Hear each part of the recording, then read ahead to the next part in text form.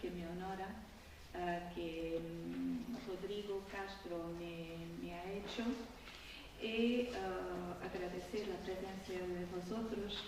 Decir que cuando he preguntado a Rodrigo me ha dicho que podría hacer mi ponencia en portugués.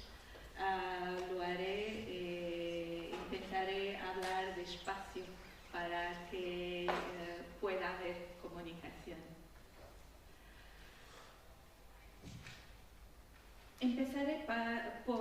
Começarei por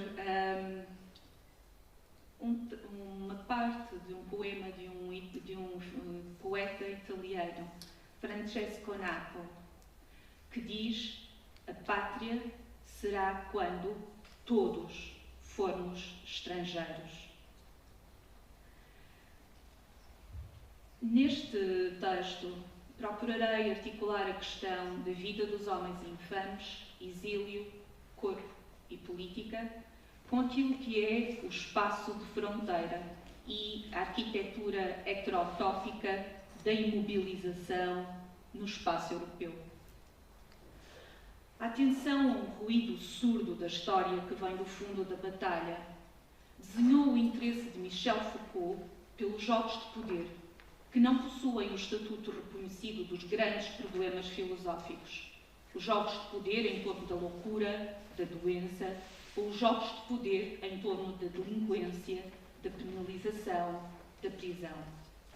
Estas questões marginais, a um nível explícito do discurso, sustêm um silêncio raso, um mutismo próprio daquilo que poderia chamar as políticas do silêncio.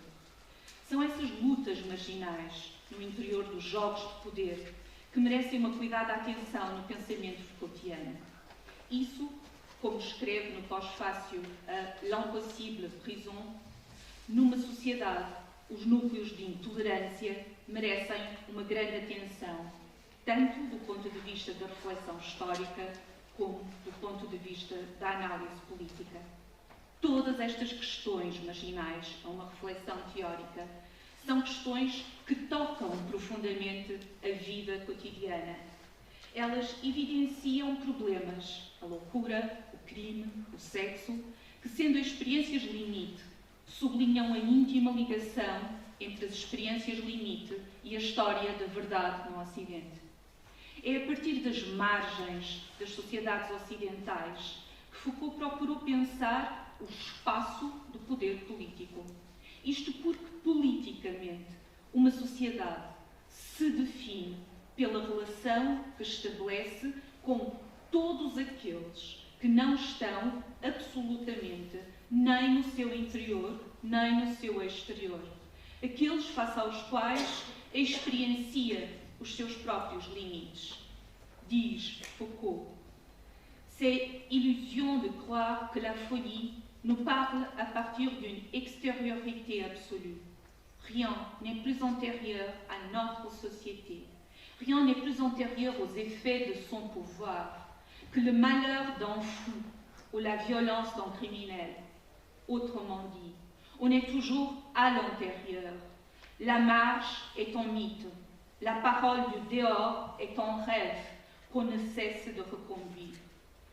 Todas as dimensões essenciais da vida cotidiana são objeto de um pensamento jurídico-político, onde os discursos, as práticas não discursivas, os saberes científicos e as decisões administrativas configuram uma determinada forma legítima do humano, definida, respectivamente, sob a disciplina, enquanto tecnologia de poder que se exerce sobre o corpo singular de cada indivíduo, sobre a gestão das populações, enquanto ação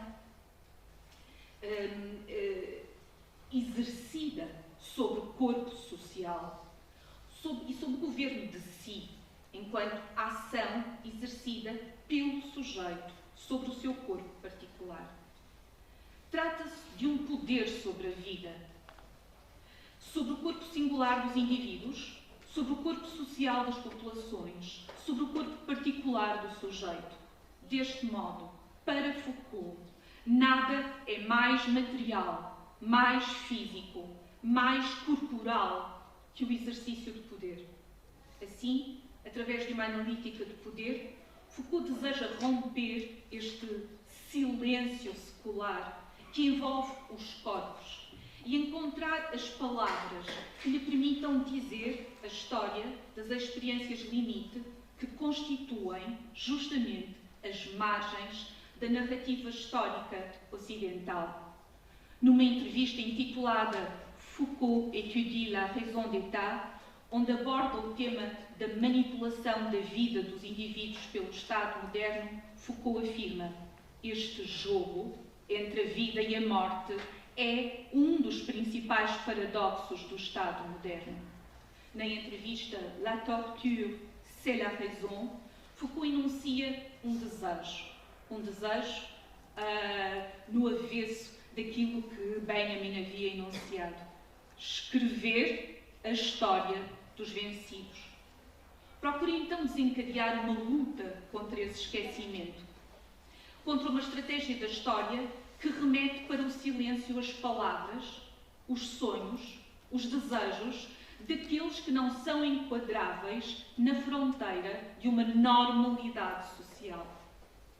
Como não encontrar profundas ressonâncias entre as palavras de Foucault relativas a estas lutas marginais e a questão contemporânea da denominada crise migratória, quando o pensamento de Foucault se afigura como um gesto que se esforça por expressar o enfrentamento entre vários tipos de discurso que, na sua configuração política, procuram classificar os indivíduos de modo a torná-los governáveis. E o que acontece quando a vida é ela mesma ingovernável? A crise migratória reabriu, muito particularmente a partir de 2015, no imaginário pós-colonial europeu, o fantasma da invasão no território, da contaminação, da segurança, da imunitarização. Desencadeou no espaço europeu um choque entre vários géneros de discurso, uma história sem heróis ou destino, uma batalha sem palco, utilizando a expressão de Reichmann. O poder que envolve não é o poder dos personagens, mas o dos discursos criados para descrevê-los. Numa entrevista com Chancel, intitulada Radioscopie, de Michel Foucault, Foucault afirma que o objetivo do seu trabalho não é a realização de uma síntese de conhecimento, através da qual fosse possível restituir a história do Ocidente, definindo o seu destino. Aquilo que realmente lhe interessa são, diz Foucault, os fragmentos de saber que se pode fazer reemergir, aos quais se pode dar um sentido político atual, que se pode fazer funcionar como armas, um saber que seria simultaneamente uma armadura e uma arma ofensiva. Fazendo incidir a sua atenção sobre estes fragmentos de saber imersos, segundo a expressão de Foucault, na noite das recordações históricas esquecidas. E ao procurar recuperá-los como uma força à qual se atribui um sentido político atual, Foucault aspira a encontrar alguma coisa que, não fazendo parte do corpo legitimado do saber, mereceria ser parte do corpo furtivo do saber. Ele fala-nos, tal como Arendt já nos tinha falado, dessa vontade de encontrar uma diagonal. O ímpeto do pensamento, diz Foucault, é deslocar a fronteira. Não deslocá-la simplesmente para a colocar algures, mas torná-la incerta, inquietá-la, torná-la frágil, permitir as passagens, as osmoses, os trânsitos. E este é um movimento que acompanha as intensidades, as agitações febris e as rupturas que fazem da história o próprio corpo do devir.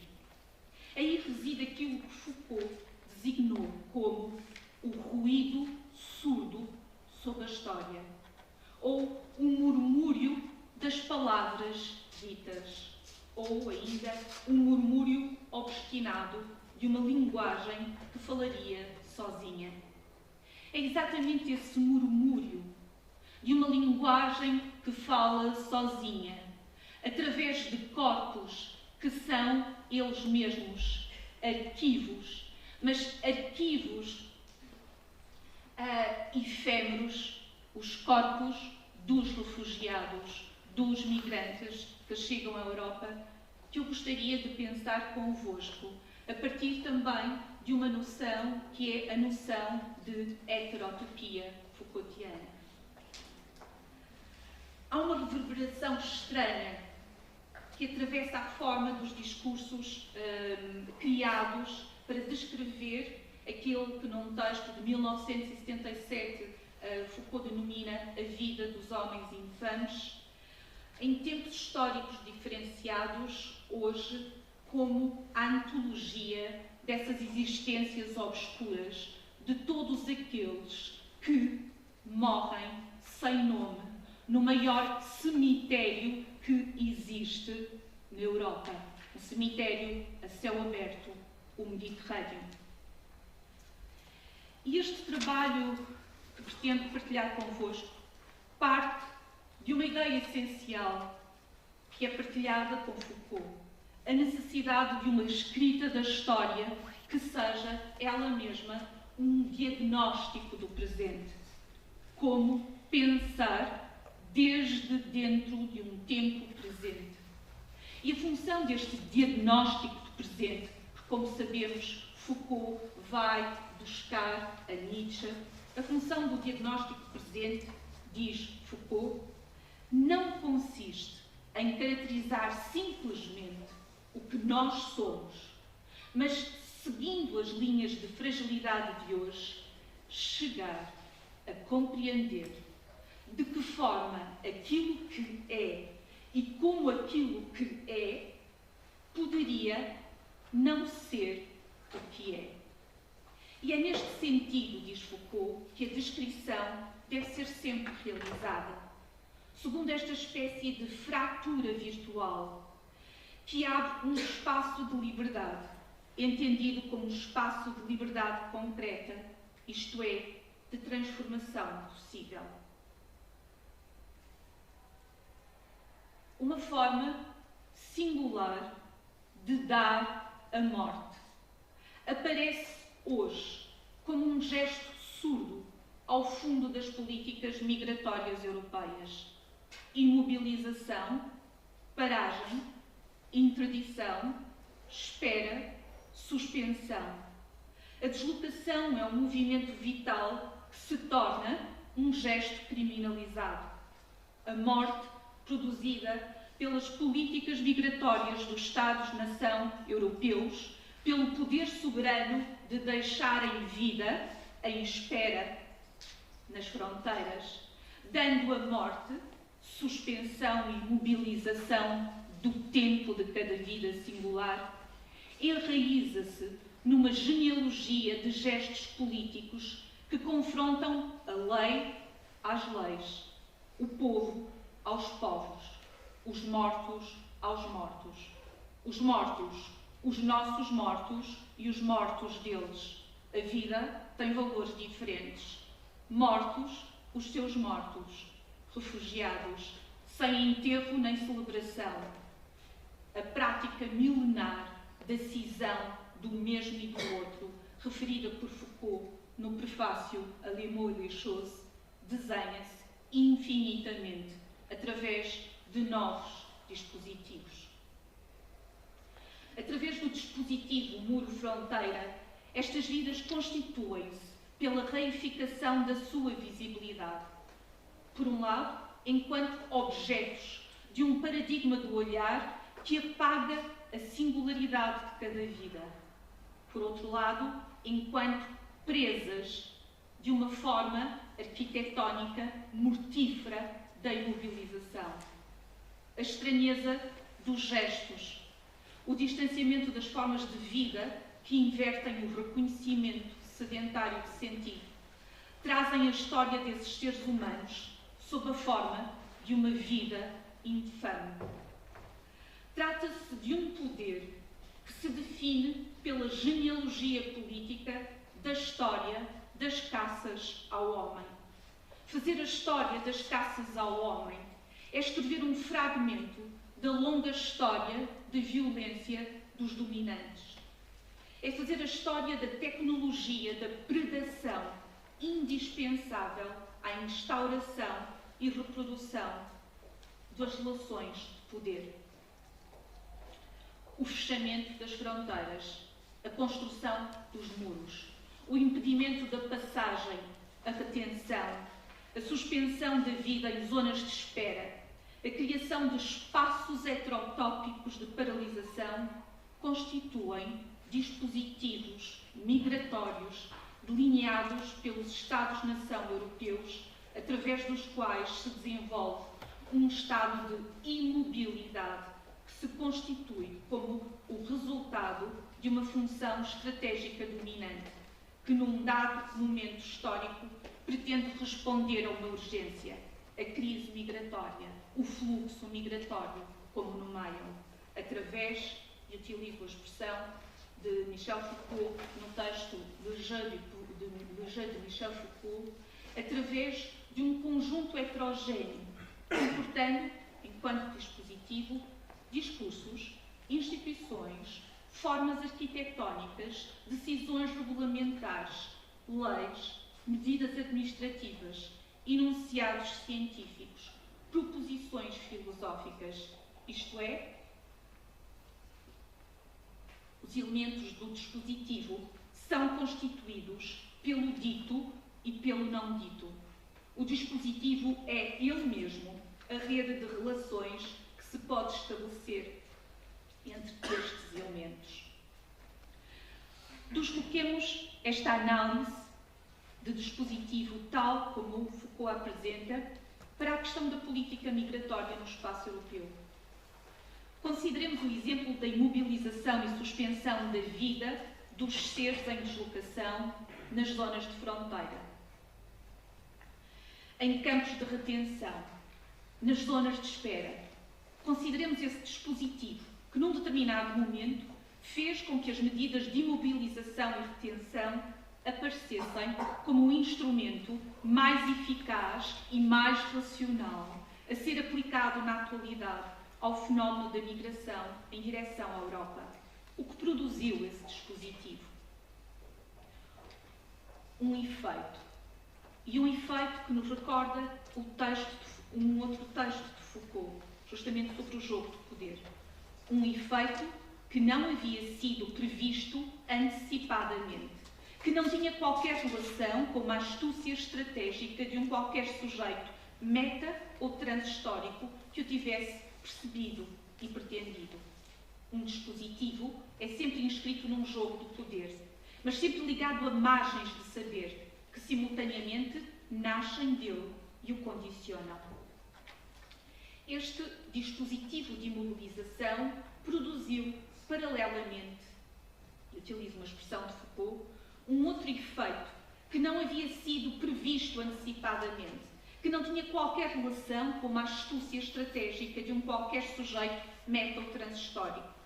Esse efeito foi a constituição de formas de vida singulares, vidas em suspensão, fragmentadas e dispersas, sob uma forma surda, mais do que de resistência, de sublevação, constituída no paradoxo de uma invisibilidade e de uma visibilidade extremas. Os migrantes, os apátridas, os refugiados, os deslocados, nos seus corpos dispersivos, fraturam os regimes de poder e de verdade.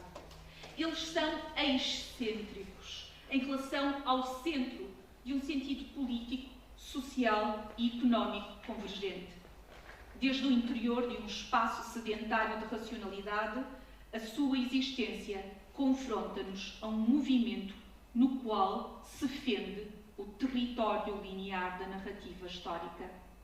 Apesar da sua invisibilidade pública, os deslocados introduzem, na sua singularidade, um corpo corrosivo na cena política constituída. O seu movimento errático é o traço de uma contaminação que, na sua existência concreta, aniquila simultaneamente o processo de uma estagnação normativa histórica e de uma normalização política e social. Tal como Foucault sublinha em Le Jeu du Pouvoir, o poder é um conjunto complexo de relações. E diz-nos, dans la mesure où les relations du pouvoir sont en rapport de force inégalitaire et relativement stabilisées, il est évident que cela implique en haut et en bas une différence de potentiel. Qui lutte contre qui? Nous luttons tous contre tous. Et il y a toujours quelque chose en nous que lutte contre autre chose que nous.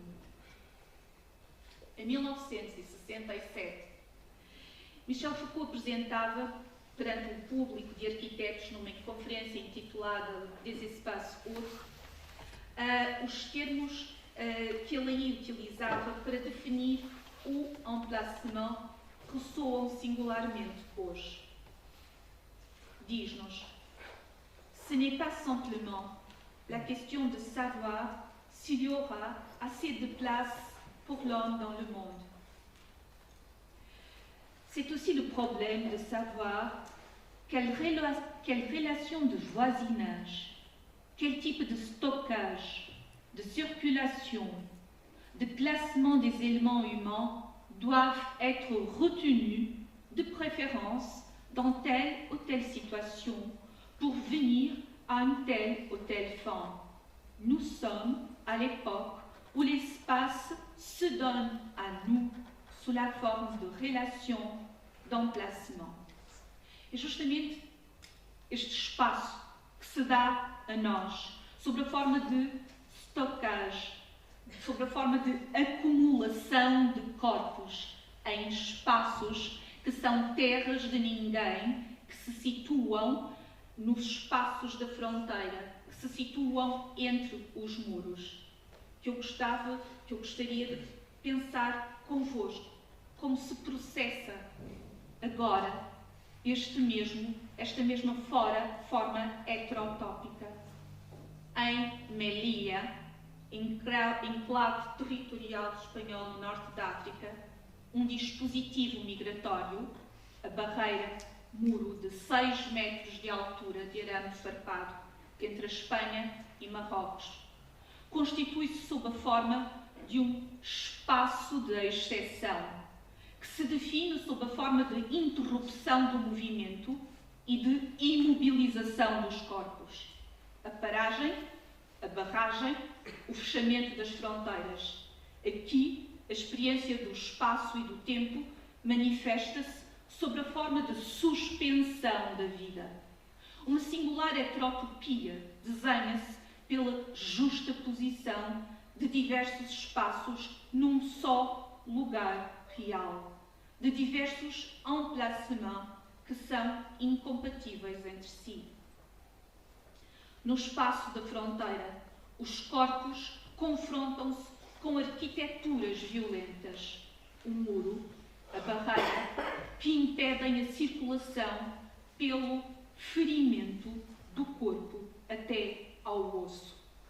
E compreende-se que nesses espaços de suspensão, e recordo Foucault quando fala de heterotopia, o tempo, diz Foucault, não aparece provavelmente senão como um dos jogos de distribuição possíveis entre os elementos que se repartem no espaço. Na realidade, o tempo passa a ser o espaço de um corpo perdido na própria queda da suspensão do tempo num corpo. Na suspensão da experiência vital da deslocação, o espaço imobiliza o tempo, sob a forma de uma relação de localização, de emplacement violenta. Esta relação de emplacement está ligada a um modo de sacralização do espaço, que Foucault referia e que ainda conseguimos claramente compreender contemporaneamente. Nos movimentos de migração forçada, aqueles que chegam de um lugar longínquo são considerados como profanadores do espaço territorial sagrado dos Estados-nação europeus. A vida é, nos espaços contemporâneos de fronteira, ainda definida por oposições que se desenham, utilizando uma expressão de Foucault, sob uma surda sacralização. Os seres em deslocação forçada definem-se pelas figuras profanas do inimigo, do estranho, do estrangeiro. Nesse espaço singular, fere-se a heterogeneidade constitutiva do espaço. Esse espaço de fora, que nos fala Foucault ainda esse espaço outro, é um espaço heterogéneo. Não vivemos no interior de um vazio, diz Foucault. Vivemos no interior de um conjunto de relações que se definem, localizações, lugares, emplacement, irredutíveis entre si e não sobreponíveis. Todavia, os diferentes espaços de fronteira, os muros, que assumem formas completamente diferentes e que, desde 2015 até ao momento presente, passaram de cerca de 20 a cerca de 70 no espaço europeu. Os muros vegetais, líquidos, de betão, de madeira, de arame farpado, de areia, são espaços que pretendem criar formas de vida no interior de um vazio. Estando em ligação com todos os outros espaços, eles contradizem todas as outras localizações. Eles constituem emplacement, localizações, que têm a propriedade de estar, diz Foucault, em relação com todos os outros lugares, mas sob um modo tal que eles suspendem, neutralizam, invertem o conjunto das relações que se encontram por eles designadas, refletidas ou pensadas. Esses espaços são heterotopias de imobilização. Espaços que pretendem determinar do exterior a definição da interdição da passagem. Esses espaços outros são espécies de lugares que estão fora de todos os lugares, ainda que, no entanto, sejam efetivamente localizáveis. E reconhecemos justamente as palavras de Foucault ainda esse espaço outro. São contralocalizações que invertem o tempo e colocam o problema do lugar do humano. No confronto dos corpos com a arquitetura de arame farpado do muro barreira de Melia, desenha-se uma estranha relação de escala. A escala torna-se a forma de um posicionamento perante a realidade que indicia a relação de violência como elemento fundamental para a leitura do espaço. Tal como afirmava Michel Foucault no texto Le Sujet et le Pouvoir, uma relação de violência age sobre um corpo, sobre as coisas. Ela força, dobra, quebra, destrói, fecha todas as possibilidades, diz Foucault. Não há nela nenhum polo a não ser o da passividade. Se ela encontra uma resistência, ela não tem outras escolhas que não reduzi-la. Sob esta escala, o mundo não é representado ou pensado através de uma distância próxima dos corpos. A arquitetura do muro fronteira provoca a distorção da presença humana, o equilíbrio impossível nesse muro, o som que desorienta, a luz que cega, os 3 planos de barreiras de 6 metros em que não é possível atravessar sem ferir, quebrar ou mutilar o corpo. A escala constitui a proporcionalidade do espaço de uma armadilha que atravessa o corpo na matéria da sua carne, na resistência dos seus ossos, na liquidez do seu sangue, numa intermitência que cria a singularidade heterotópica deste espaço-outro. Sobrepõem-se duas funções: proteger da invasão do estranho e impedir a passagem daquele que pretende atravessar a fronteira. A barreira em arame farpado é um espaço arquitetónico que se produz na intersticialidade da morte. Contudo, o muro de arame farpado não é apenas uma máquina de ferir o corpo. Estranhamente, ele é o dispositivo que torna visível a resistência vertical dos corpos que se lançam numa corrida errática contra o muro. E a presença de cada corpo faz-se presente desde dentro da ausência. Na superfície violenta dessa arquitetura, em Melilla, as matérias corporais são marcas de um corpo que deixa na superfície do muro os traços de uma presença feita do sangue, dos pedaços de tecidos, da carne arrancada no tempo ínfimo e absoluto do gesto de agarrar-se ao arame farpado para se equilibrar até ao limite vertical do muro. Estas marcas reproduzem a presença de um corpo presente e ausente, sem outra técnica senão o gesto de passagem até ao limite da respiração. Esse traço cria uma imagem que é o positivo de uma imagem em abismo, a imagem de um corpo em desequilíbrio no ângulo do espaço e em suspensão na descontinuidade do tempo. Melilla, setembro de 2017. Mictal, 28 anos, sírio, diz: o meu corpo deixou a marca do meu grito vermelho no arame farpado. E aí, a compreensão da carne contra a arquitetura do muro transparente deixa as marcas que são simultaneamente contactos da carne, contactos da matéria, da memória, contactos do desaparecimento. A respiração ofegante permanece no movimento oscilante das barreiras em ferro. O gesto persiste na torção das lâminas de aço. A ausência torna-se presente nos pedaços de tecido arrancados no momento do salto, da suspensão, do desequilíbrio. A marca deixada no limite do corpo ultrapassa a própria indicialidade do corpo.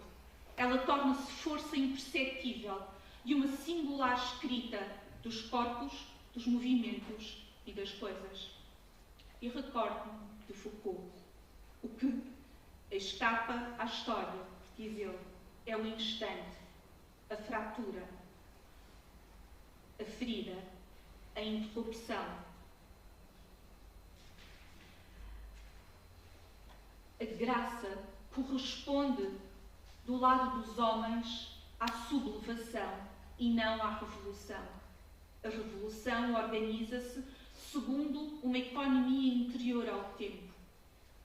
A sublevação corta o tempo, leva os homens à vertical de si, do seu corpo, da sua terra e da sua humanidade. Sem procurar mapear aquele espaço ou permanecer nele, entre a horizontalidade errática de correr e o momento do salto, os corpos desfazem a geometria. Há uma absorção do espaço pelos corpos. Face à dor gerada por uma arquitetura que cria uma heterotopia da imobilização, a resistência não se constitui aqui sob uma forma reativa. Os gestos de cada corpo não se formam apenas como reação a um dispositivo de poder soberano dos Estados modernos designados como Estado-nação. A resistência é, em cada um desses corpos, afirmação. Correr, saltar contra o muro, amortecer a queda desde dentro da queda, relançar o corpo, impulsionar o peso, destituir a força da gravidade pelo gesto da sua inversão, no ponto frágil de propulsão da força vital. Todos esses gestos são, simultaneamente, silêncio e resistência numa paisagem translúcida de desastre, a manifestação de um desejo incontido de vida. Essa resistência constitui um possível processo de transformação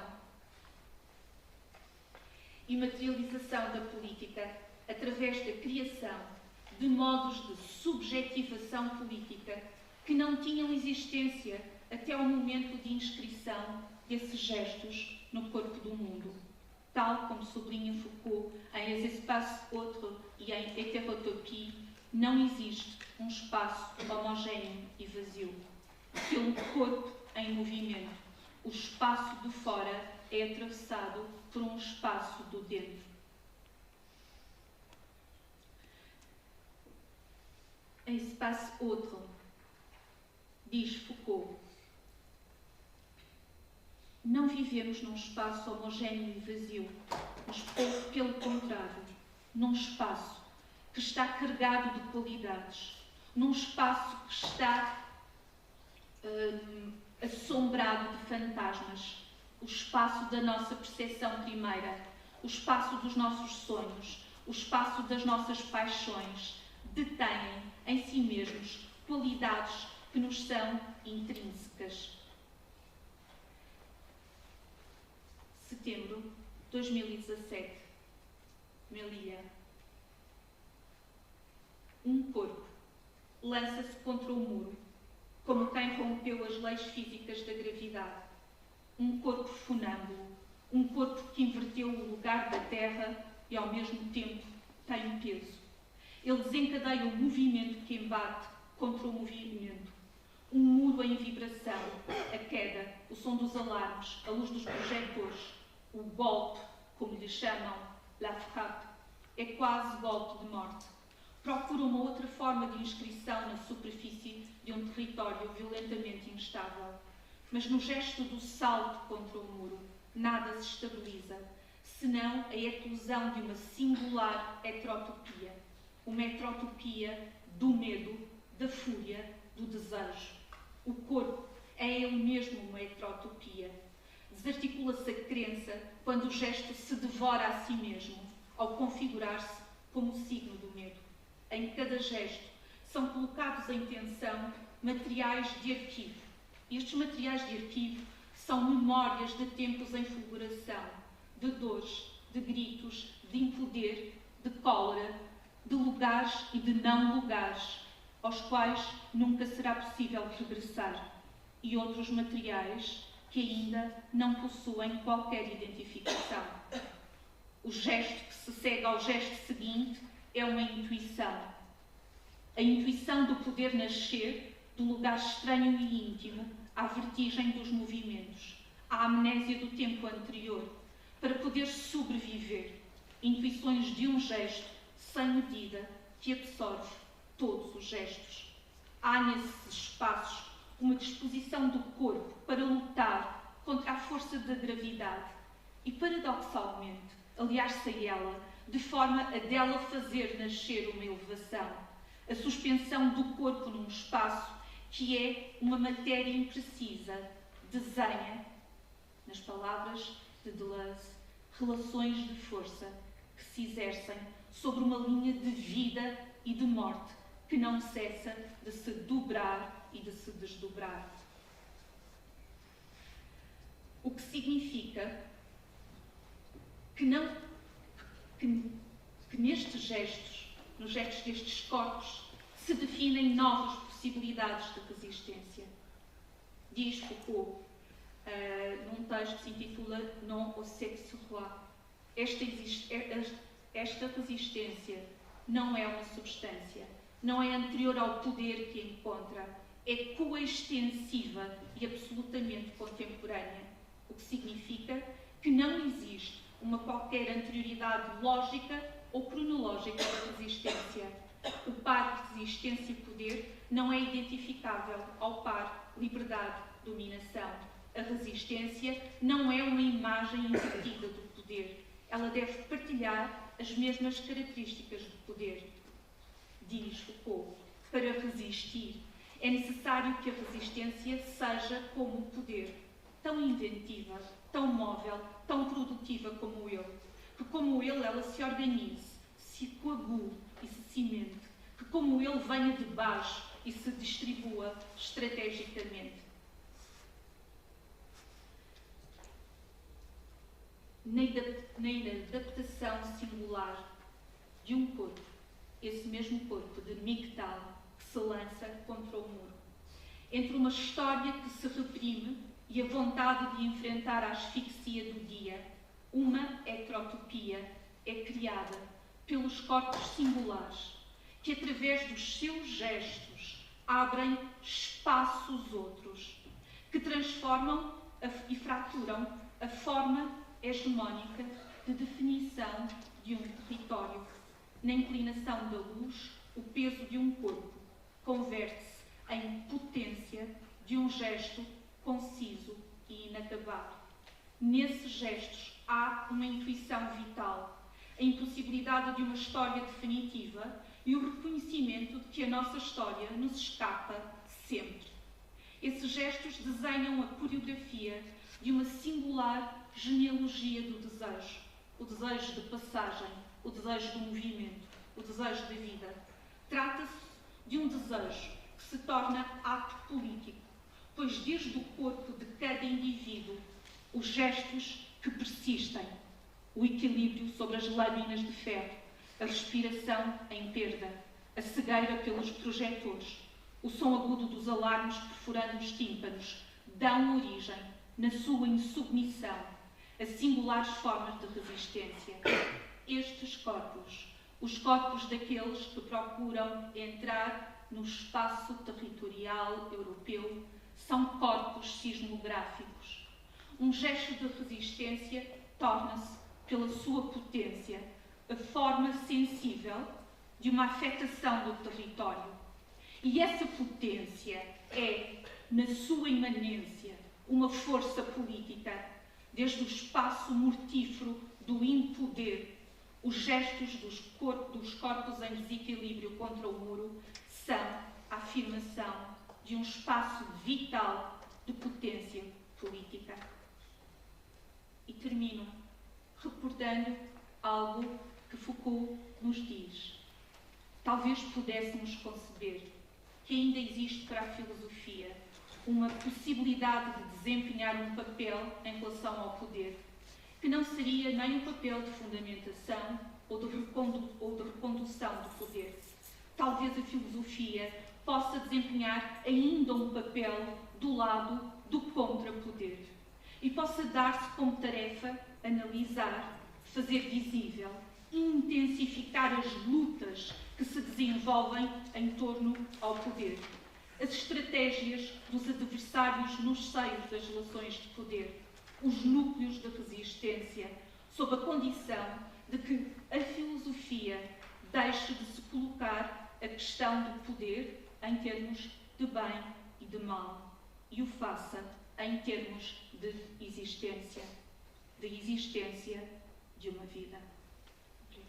Obrigada.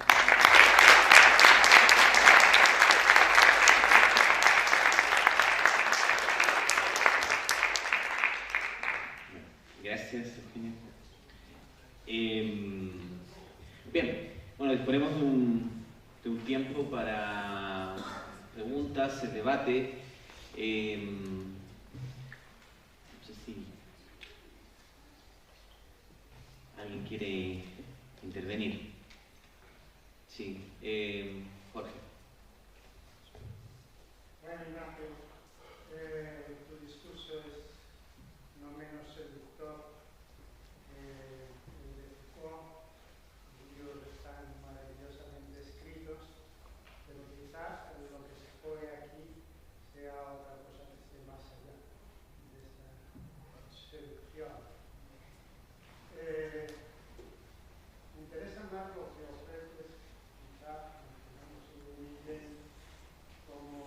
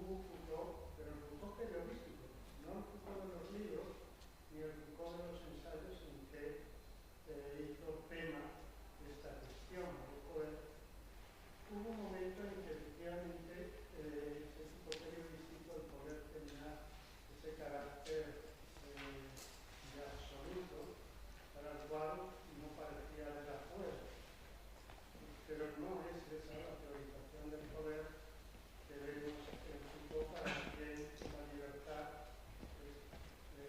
complementaria del poder mismo. De manera que no cabía pensar ni siquiera en una negatividad continua respecto al poder, cuanto menos de una globalización omnibua del mismo. Entonces tú dices, bueno, frente a todo esto, también hablas del concepto de episteme, pero sería un tanto académico de que otro concepto de episteme, que es muy fácil, dejo todo eso a un lado. Pero ¿por qué pensar que es alternativo eso que apuntas como respecto a lo que Foucault carece de sensibilidad, o carece de ceguera, como sería lo histórico, lo atemporal, todo esto? Eugenia Videla ha recordado ahora pertinentemente cómo eso histórico irrumpe en un momento determinado para Foucault, en el hombre que dice no, en el hombre que esto representa un cierto momento de corte de la historia que no puede ser explicado, es muy kantiano, ¿no? Porque es un momento de libertad, no hay determinación que puede explicar. Ahí irrumpe esto. Entonces, toda esta fuera que tú dibujas en mil actos, en la mar, en lo real, tal, respecto al poder no habría que verlos como existentes. Esto es una obsesión de Foucault, esto es indiferencia y tal. Efectivamente lo es respecto a esa concepción del poder, pero no es afuera en absoluto respecto a la concepción del poder relacionado con libertad. Por ejemplo, esas comunidades que no saben que viven en Perú serán afuera con respecto al poder, pongamos, del Estado peruano, pero no son afuera en absoluto respecto a los vehículos de poder que las propias relaciones lingüísticas, como seres de lobos que son, existen entre ellos. ¿Una otra pregunta? No sé cómo recoger varias cuestiones.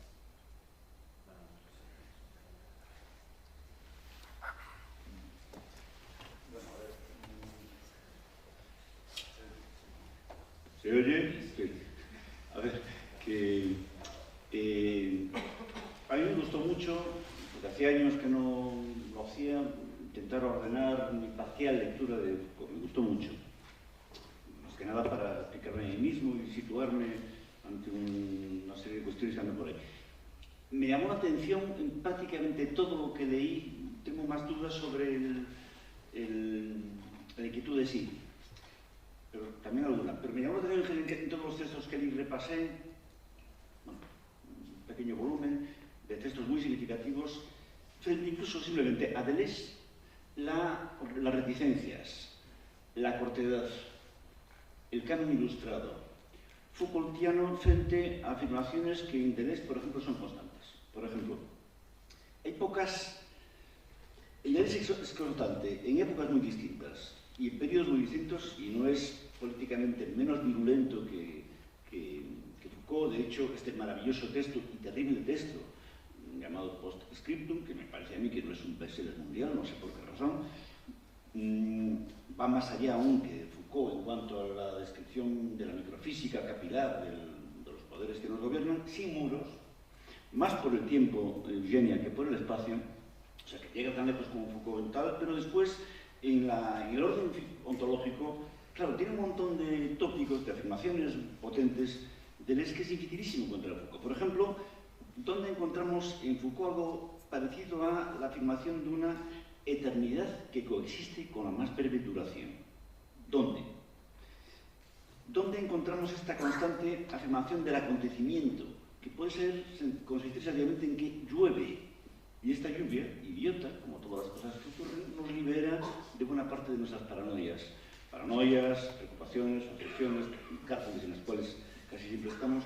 ¿Dónde encontramos con qué frecuencia esta recurrencia constante de una individuación sin sujeto, que rehace el sujeto? una individuación impersonal, preindividual, que realza a los individuos, donde encontramos sobre todo este constante llamamiento tan nietzscheano de Deleuze a que la historia es solo el conjunto de condiciones negativas, prácticamente negativas, que permiten la irrupción de algo nuevo, que con frecuencia llama devenir. Entonces, todo esto, que acerca mucho más, para mi gusto, a Deleuze con respecto a la filosofía moderna y clásica de siempre, a Platón, a Nietzsche, a Leibniz, también el ritornello, también la idea de un absoluto local, es decir, de un infinito que se cumple en un punto, algo parecido a la teoría de Aristóteles, un punto que puede ser perfectamente invisible, no solo para el poder, sino para tus amigos. Pues todo esto es mucho más difícil de localizar en el Foucault que es frecuentado, que no es todo, pero ha sido muy disperso y como entonces me he sorprendido a mí mismo encontrando, comprendiendo, por una parte, el éxito político de Foucault, pero por otra parte, sorprendiéndome de su relativa estrechez ontológica. Tiene unos problemas con el Jetztzeit de Benjamin, es decir, el tiempo ahora, o el tiempo mesánico, que rehace el tiempo, unos problemas con el lado de lo histórico de Nietzsche, que están muy presentes en Deleuze, que me han sorprendido. Y esto explica, de cierto modo, su drama personal, de forma muy prudente, al comienzo del libro que en España se llama Conversaciones, Deleuze, con todo el respeto del mundo, sugiere que quizás el cara a cara con el poder, incluso la revolución como última manifestación más extrema de un cara a cara con el poder, no le hizo la vida fácil y le dejó a veces un poco solo y le encerró en una trampa que podía tener otras ventanas. Entonces, todo esto es lo que he intentado señalar de manera quizás demasiado prolija, demasiado mezclada, demasiado apretada, pero sobre todo, ya digo, me llamó la atención la alianza en Foucault, en todo lo que leí de Foucault estos días, todo lo que repasé. La alianza de esta soberbia textura, en la cual con frecuencia te cuestas situarte, y la casi constante exclusión, digamos, en el dispositivo Foucault de la potencia afirmativa de la exterioridad, que es constante en Deleuze. Entonces creo que hay una diferencia abismal entre Foucault y Deleuze, y considero a Deleuze mucho más cercano a lo numénico kantiano que Foucault, por ejemplo. En ese sentido, un pensador que nos arma mejor para este poder que funciona más con el tiempo que con el espacio y más con la movilidad que con la inmovilización. Nos arma mejor, nos permite mejor soportar, sopesar, saborear lo trágico de existir hasta el extremo de la jovialidad. Me parece un autor más radical, pero más conservador, por así decirlo, de Deleuze que Foucault. Por poner una comparación así fácil, pero en fin, un tema largo pero vamos que entiendo bien tus reservas y seguro que simplifiqué sobre la marcha acerca de la geopolítica, del episteme, etc. Vamos a recoger algunas preguntas que veo, se han levantado la mano, y luego les damos de nuevo la palabra a la mesa. Primero Luciana, luego Alberto, ¿alguien más? Vale, perfecto. Luciana. Vale, bueno, intentaré ser breve. Me han gustado mucho las dos ponencias, pero creo que comparten algo con lo que yo tengo ciertos problemas y me gustaría plantearlos a modo de inquietud, ¿no? En primer lugar, tiene que ver con justamente una tendencia a hacer una lectura peyorativa del poder, es lo que reivindica y da lugar a esta idea de exterioridad en el que vos tratás de situar incluso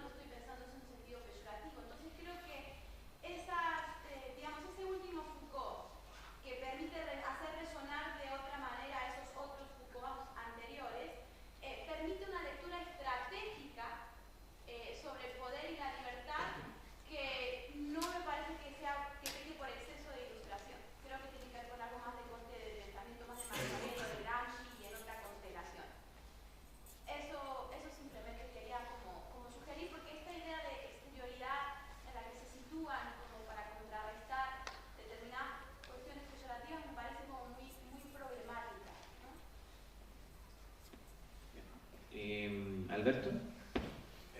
Sí, bueno, yo insistiendo un poquito en esta misma línea, en referencia a la comunicación de Ignacio, o sea, has hecho un ejercicio muy interesante y seductor también de escapismo, ¿no? Has mostrado las cadenas del poder en Foucault y nos has mostrado cómo se puede salir de ellas, pero de alguna manera nos has hecho trampas, porque son estas cadenas que venían rotas de casa. Si hay muñecos de paja, cuando hablamos de construirnos un enemigo al que discutir, se podríamos decir cadenas de paja, cuando esas relaciones de poder en Foucault sería aquello que nos podíamos liberar en estas expresiones de la vida cotidiana.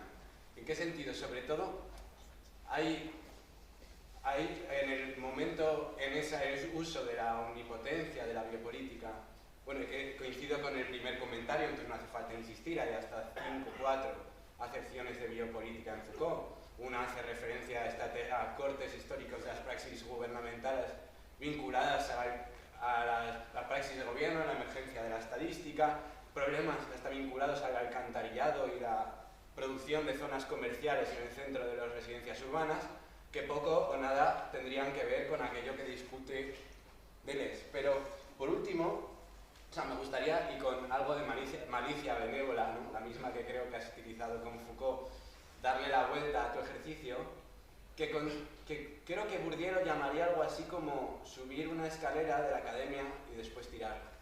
Es decir, utilizar instrumentos muy refinados intelectualmente y culturalmente para reivindicar una especie de afuera histórico que se impondría, sería inconceptualizable, no tendría archivo, no tendría historia. Entonces habíamos tenido que recorrer la escalera de la biblioteca de Babel para encontrarlo, pero una vez encontrado ya no nos serviría de nada, porque de alguna manera esa profusión o esa reactividad perpetua del acontecimiento haría que los conceptos se fragmentasen continuamente en esos rizomas que por principio serían incapturables al poder. Entonces, ¿para qué la academia, si lo más académico nos dice que no sirve de nada? ¿Por qué hablar desde ella? ¿Por qué citar a Heidegger o estos conceptos tan delicados para decir, ¿no? Sí, ¿tú quieres intervenir? Ahora, no me estoy escapando, sufrir delante de vosotros. Solo para Luciana, la cuestión que has planteado, justamente he intentado hacer una lectura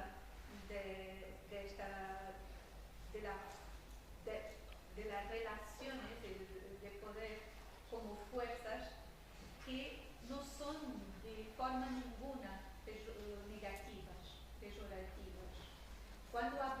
Cuando hablaba de resistencia, como todos nos sabemos, no existe poder y resistencia.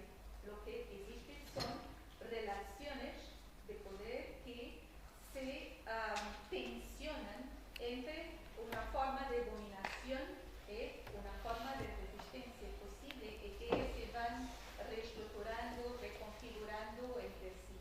Entonces,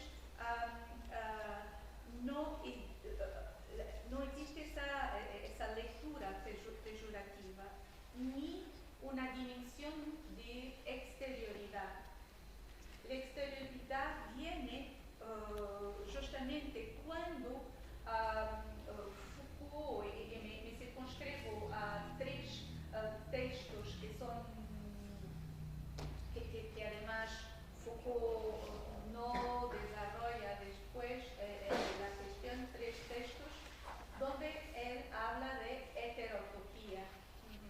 Y justamente es en esos textos de heterotopía cuando habla de emplazamiento, contraemplazamiento, de stockage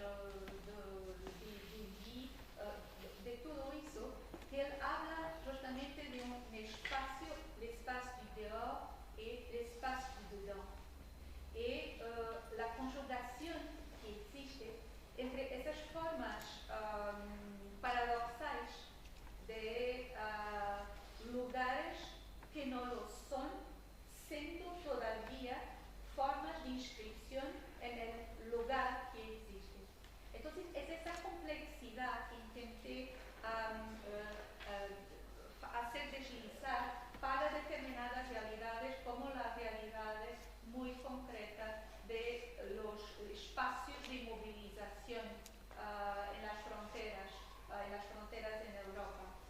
Y que es interesante también es que uno de los primeros textos en el cual Foucault habla de heterotopía es por la primera vez es en el año de 66, justamente cuando en el prefacio de Le Mot et les Choses él habla de una forma de heterotopía que es a partir del texto de Jorge Luis Borges, l'Encyclopédie chinoise, cuando él dice que lo que él pretende es analizar esa noción de heterotopía que desaparece totalmente después de Le Mot et les Choses como un lugar de alteridad radical.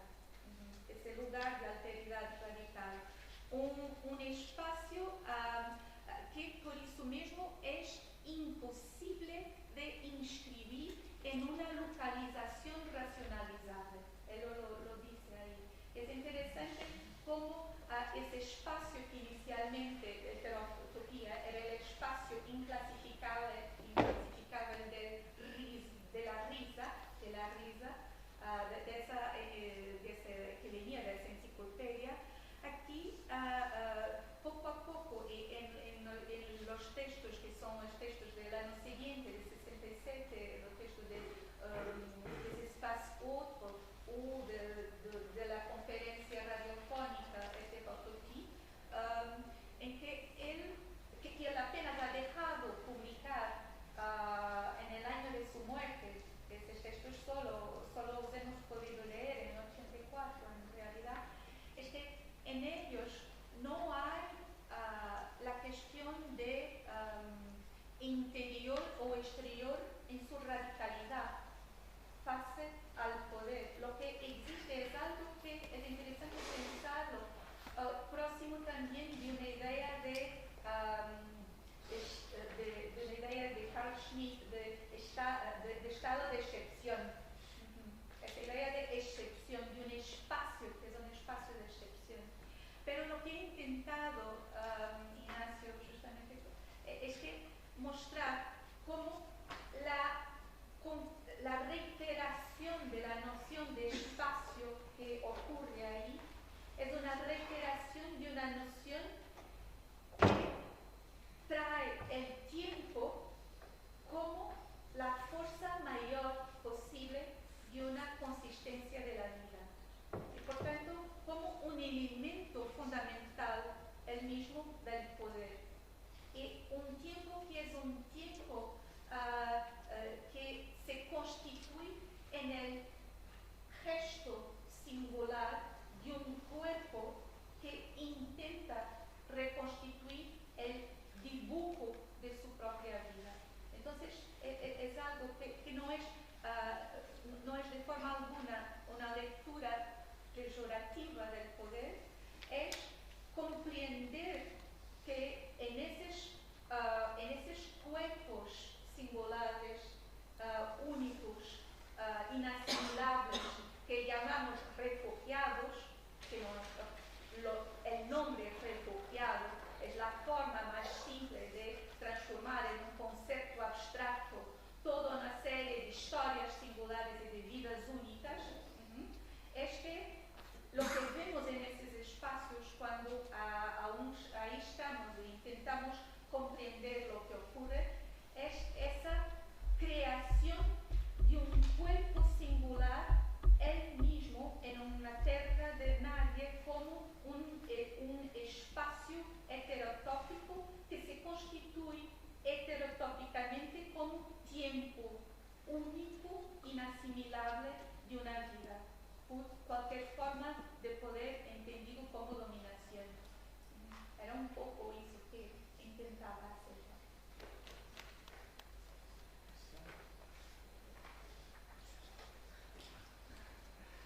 Bueno, a ver,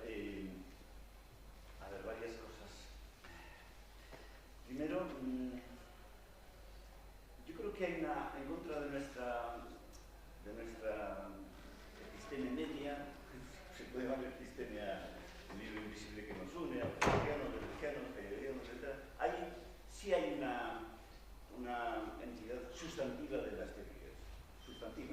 una sustancia sin esencia, si queréis, una sustancia infraleve, una sustancia inlocalizable, pero sí hay una sustancia de no hablar de la resistencia, como decía Eugenia, pero sí la de la indiferencia, o de la vida que no se sabe a sí misma, o de la forma de vida que no se sabe a sí misma, y que ni siquiera se enfrenta a todas, sencillamente olímpicamente soberanamente ignorar. Cuando leemos en Aristóteles, por ejemplo, explicaron la teoría, creo que en la Ética Nicómaco, como un tiempo que irrumpe dentro del tiempo, dice Aristóteles, no una contemplación que se opone a la acción, sino que resume la acción en un punto. Nos estamos refiriendo a eso. Estamos hablando de algo parecido. A este tipo de exterioridad, acontecimiento, ¿en qué se nota? En que nos divide. Se pregunta Badiou, que es todo un experto en la exterioridad y en el acontecimiento, ¿qué es una verdad que no divide a los hombres? Pues esto es el acontecimiento. Esto es la exterioridad. Algo que divide un día en dos el día, el año, la semana. El propio Benjamin habla de cómo las revoluciones se producen por una herencia de los desheredados y consiste por una parte en una relación con el tiempo mesiánico. Un tiempo que tiende a parar los relojes.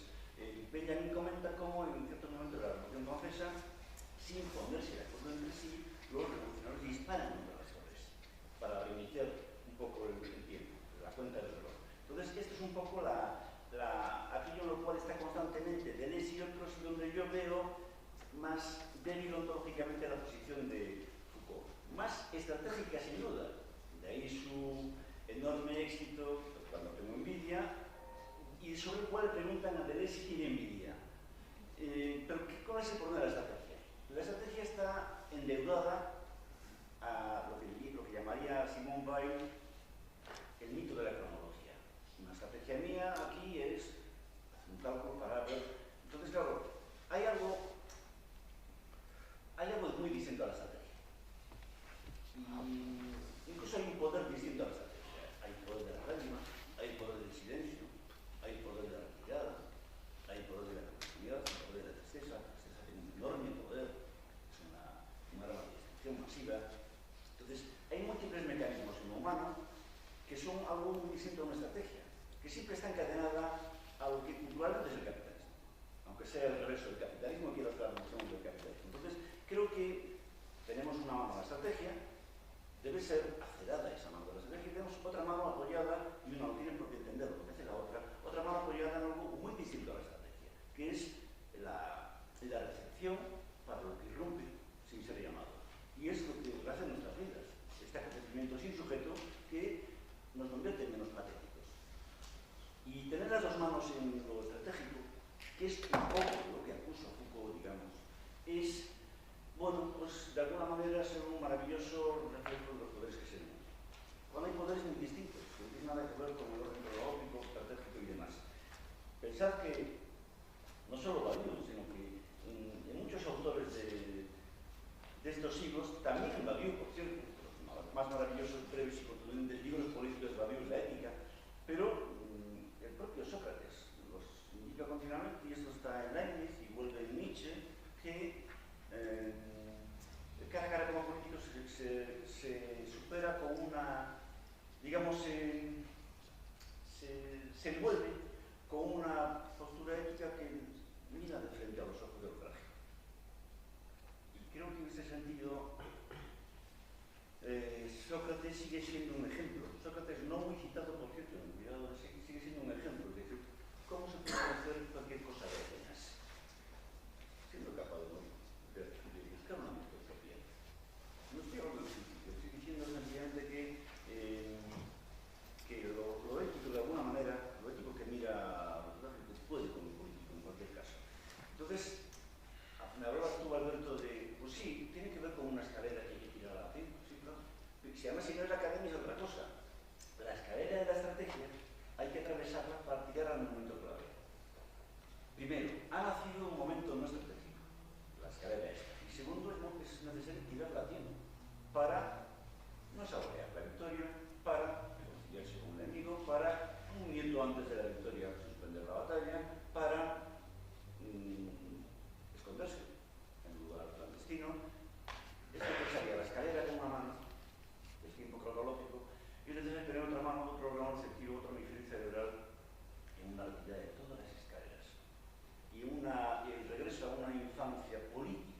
un deseo político de la humanidad muy vinculado a la infancia, que no nos deja, sin lo cual la historia, es una pesadilla de la cual nunca podríamos despertar.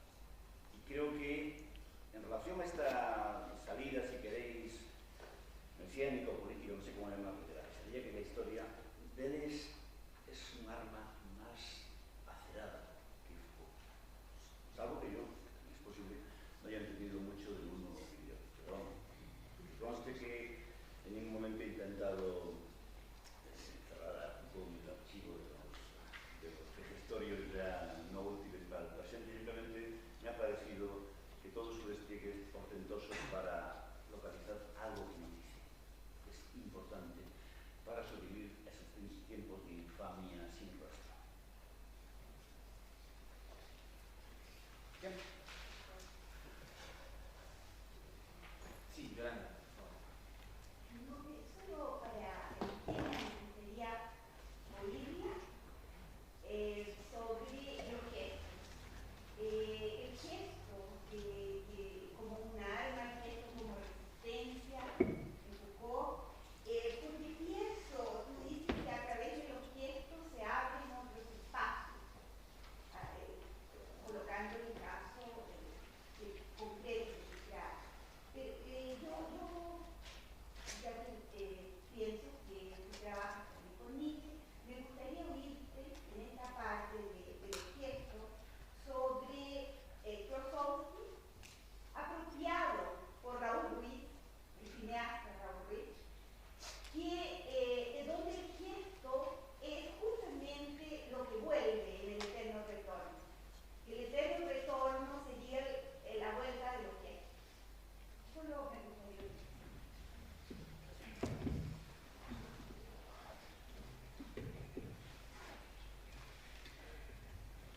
Gracias por su cuestión. Es que en la cuestión del gesto es simultáneamente, como lo he empezado, la imposibilidad de la forma en el preciso presente de una afirmación que el cuerpo diseña en el cuerpo del mundo. Entonces, hay algo en la dimensión del gesto que está muy cerca de la forma como Pasolini piensa el gesto en ese sentido. Cuando él dice que la forma de existir de una vida se hace en ese gesto de un cuerpo que se lanza contra el mundo. Ese movimiento de se lanzar contra el mundo sin que haya ninguna forma, y ahora como Ignacio dice, ninguna forma estratégica. Es en la ausencia total de una forma estratégica, y es eso que es muy, muy fuerte cuando en Melilla estamos con las personas que intentan atravesar el muro. Dicen que Mitkal, que hay una serie de testigos que anoto justamente para que no se percan en la memoria de los humanos esas vidas que muchas de ellas se van a perder totalmente sin dejar algún rastro. Él me decía que, tú sabes, mi gesto, el gesto de me lanzar contra el muro, de coger los cuchillos, de que el muro es hecho de cuchillos de azo, y saber que van a escribir en mi cuerpo una historia que no puede ser contada, es el gesto del retorno de todos los gestos imposibles de aquellos que han intentado pasar el muro. Por eso regreso. Me decía, estoy hace 2 años intentando atravesar el muro. Su cuerpo estaba completamente transformado por causa de las cicatrices. Y él decía, cada una de estas cicatrices es la escritura de un gesto que he hecho como forma de existir desde dentro de un tiempo de no existencia que me dan. Yo lo robo. Y en ese sentido, el gesto aquí es una intensificación de un significante fluctuante.